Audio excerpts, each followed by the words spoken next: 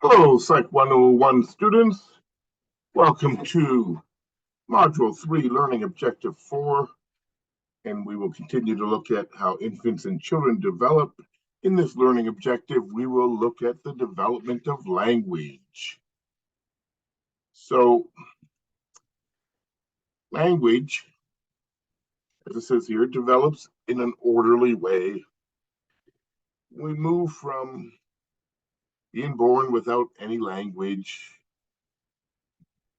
and proceed to develop a vocabulary of approximately 60,000 words as an adult. So it's a sizable accomplishment. Language is a system in which sounds and symbols are used according to grammatical rules.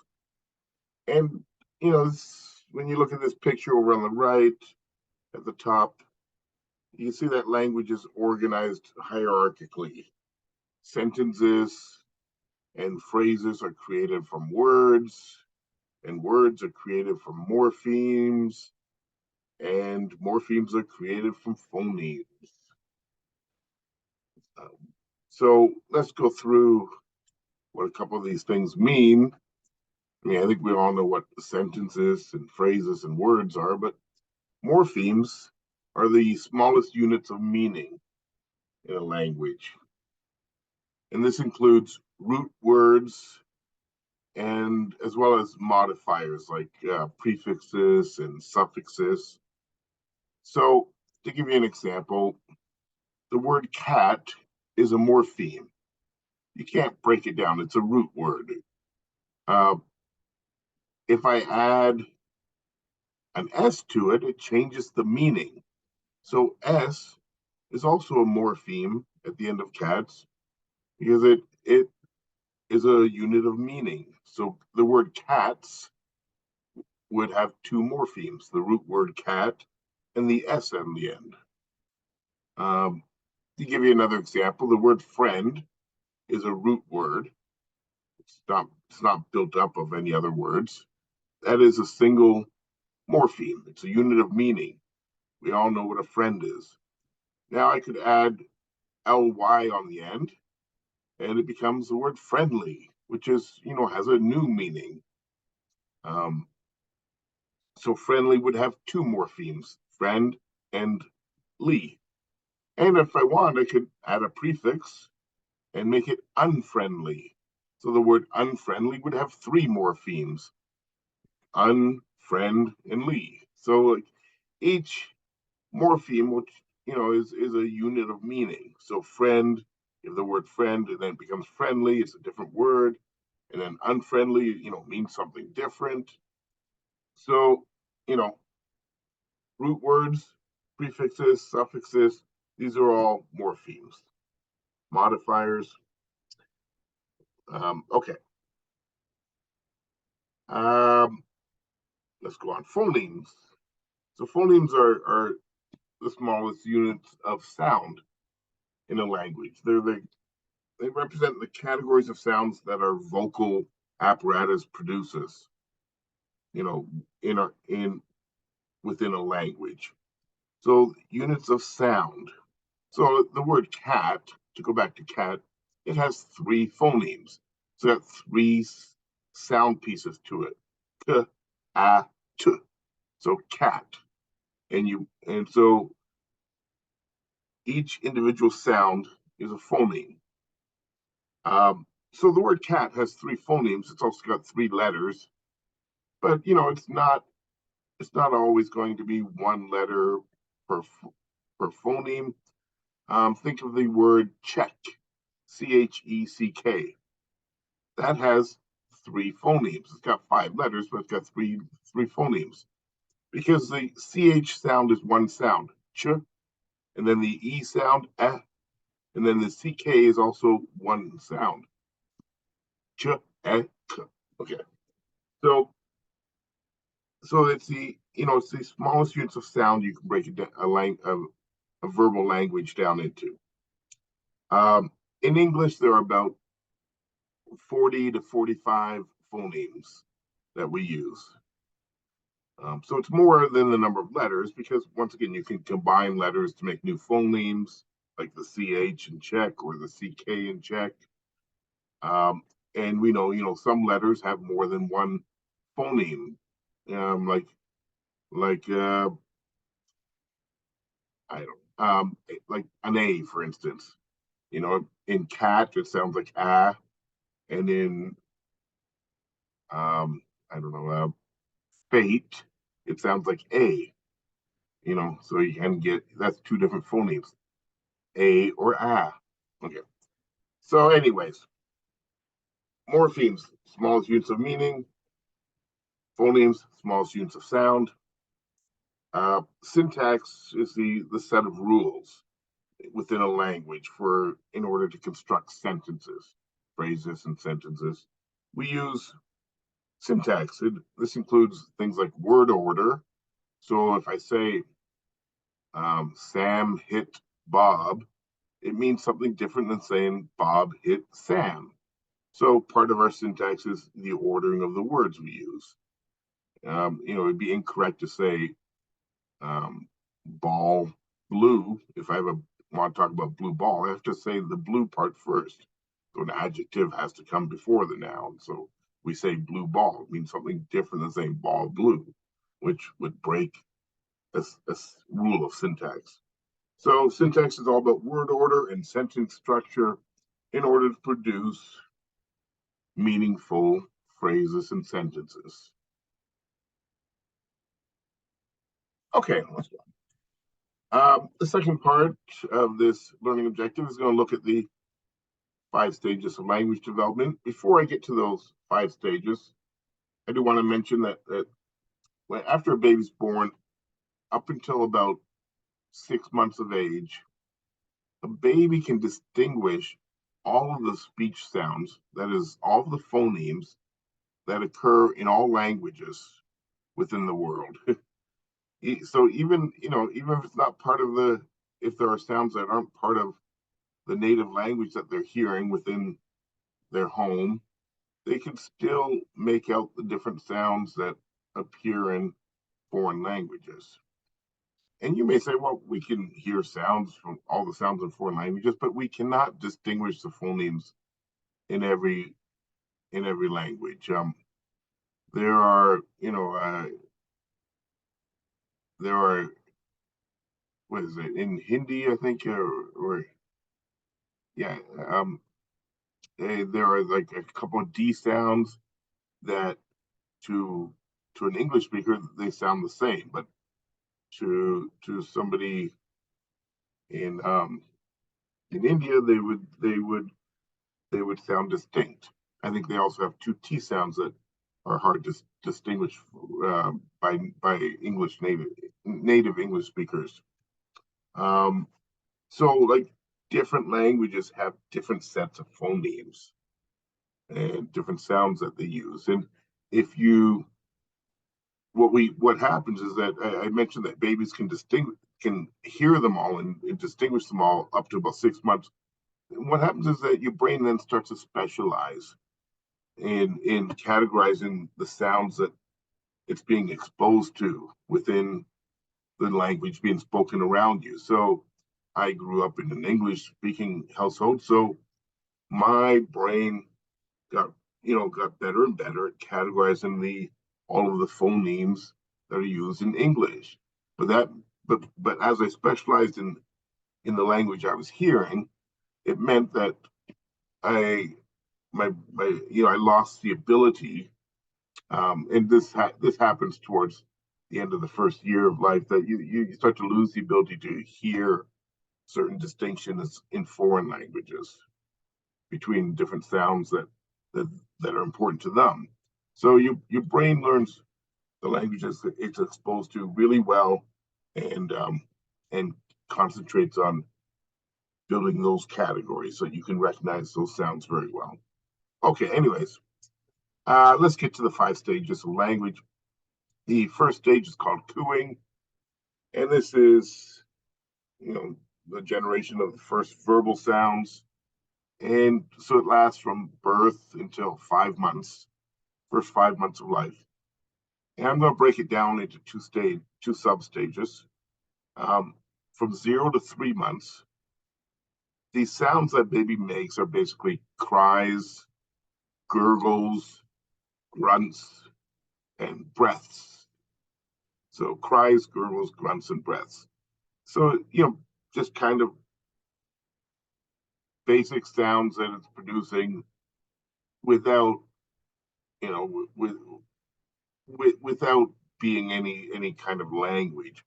It's just the sounds that a baby originally makes. From 3 to 5 months within this cooing stage, the baby starts to coo and to laugh. Cooing is like a repetitive vowel sound. It's like ah or oh yeah. It's just kind of like stringing a vowel, a vowel sound together. Uh, no consonants at this point. It's just like I don't know if they say I, but oh yeah. Anyways, um, that's cooing. It's called cooing because apparently it sounds like a dove cooing or something. So that's 3 to 5 months. You get cooing sounds. Uh, okay. The second stage is babbling, and this lasts from about 5 to 8 months. As it says here, intentional vocalization, often by an infant with no specific meanings. Now, what separates us from the cooing sounds that the baby makes is that they now start to string together a consonant sound and a vowel sound. So this is like ba ba ba ba, d ma. Originally, from 5 to 7 months, they just make single babbles. So the baby might say ba, or it might say d, or ma. From 7 to 8 months, it starts to string together uh, repetitive babbles. So it might go like ba ba ba ba ba ba ba, dee dee dee dee, da da da da da, um, and that's called repetitive babbling. So that whole babbling stage lasts from 5 to 8 months. Um, I will mention just at this point that these age ranges they really can vary, So I'm giving you, I'm going with what the book says, and anyways, from the next stage is stage 3, the one word stage, and this is when the baby starts to produce its first words. We're going to say it's from 8 to 18 months. Somewhere in that state, in that range, the baby is going to produce its first word.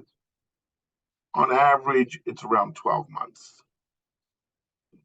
And then it will continue just using one word at a time until about 18 months. So a baby may produce their first word at 8 months. If they're an early talker, they may be a little bit later and wait till 16 months to produce their first word.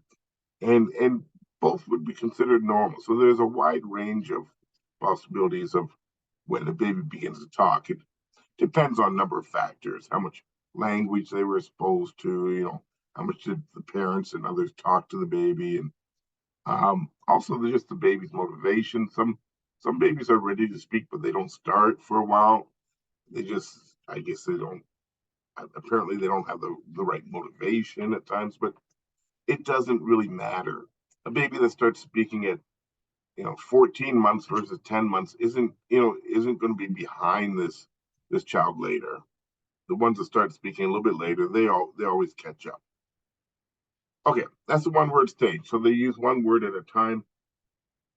And then we get to stage 4. This is the 2-word sentence stage, which is known as telegraphic speech. So it's the tendency for toddlers to speak using rudimentary sentences that are missing words and grammatical markings, but they follow a logical syntax and convey a wealth of meaning. Since they follow a logical syntax, even though it's just 2 words, they still say them in the right order. They've already started using syntax rules So a baby might say, you know, an infant might say throw ball, but they won't say like ball throw, or they might say all gone because they just finished something, and once again they wouldn't say gone all. So like this shows that they've already know a little bit about syntax, even though they're only using two words at a time, and they're not using words any of the small words like the or at or um, like in or like they use the most meaningful words to get their message across, even though they're only doing two words at a time. The reason it's called telegraphic speech is that we used to use a telegraph system to send messages, and this is when they use the dots and dashes and whatever, and it was it could be expensive just to send messages. It cost money traditionally, and you would most of the time you would pay by words, by the number of words. So when people sent telegraph messages, they would just skip a lot of the small words to save money. So instead of saying something like "I will meet you at the train at 10 p.m.," they would say "meet train 10 p.m." And save some money. Um, and this is why babies' two-word sentences are known as telegraphic speech, because they're skipping the less meaningful small words and just using the most important words.